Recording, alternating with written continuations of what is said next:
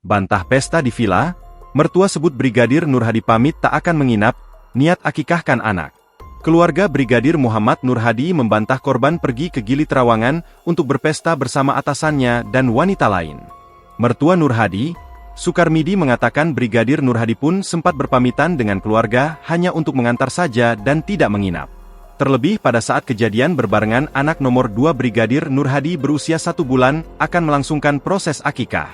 Diungkapkannya, sosok Nur Hadi dikenal polos dan sangat mencintai anaknya. Bahkan sepulang kerja ia selalu menyempatkan diri untuk mencium kedua anaknya. Saya bantah Adi ke Gili untuk poya-poya.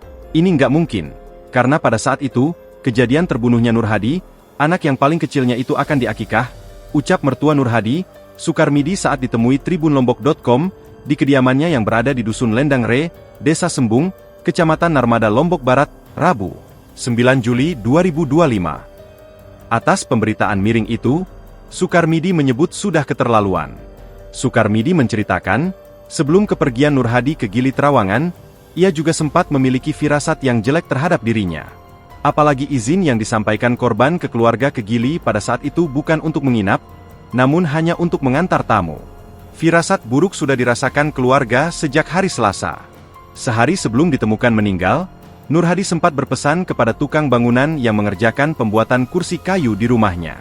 Selasa dia sudah pamitan ke kawan. Semua dikasih tahu, yang bikin kursi, tukang, disuruh jadikan biar ada bisa dipakai orang banyak duduk, ceritanya.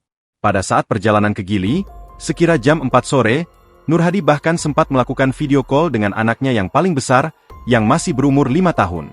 Akan tetapi, sejak memasuki waktu maghrib, anaknya yang merasa kangen sempat mencoba mengontak korban, namun tidak pernah ada balasan.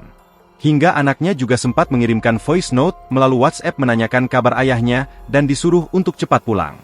Akan tetapi, lama menunggu bukan kepulangan korban dengan selamat yang diterima keluarga, namun kabar duka bahwa korban meninggal dunia karena tugas.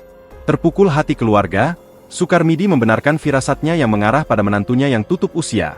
Alih-alih karena kecelakaan tugas, Sukarmidi menduga Nur Hadi dibunuh setelah dipaksa ikut ke Gili Trawangan. Download Tribun X sekarang, menghadirkan lokal menjadi Indonesia.